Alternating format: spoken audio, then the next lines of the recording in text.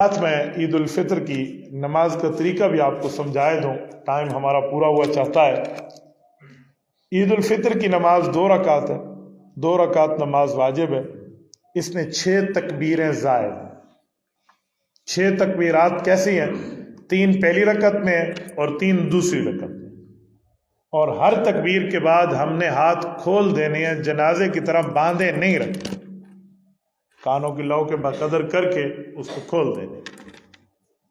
اور پہلی رکعت میں تلاوت قرآن کریم سے پہلے، اور دوسری رکعت میں جب تلاوت قرآن کریم مکمل ہو جائے اس میں۔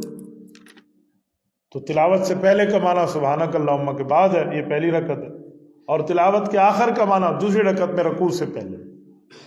اور اس میں یہ بھی میں عرض کر دوں کہ اگر بھول ہو جائے امام سے، وہ بھی انسان ہے، تو نہ اس کے لیے پھر سجدہ سہو ہے، نہ اس کو پیچھے بتانا ضروری ہے کہ اللہ اکبر امام صاحب آپ بھول گئے۔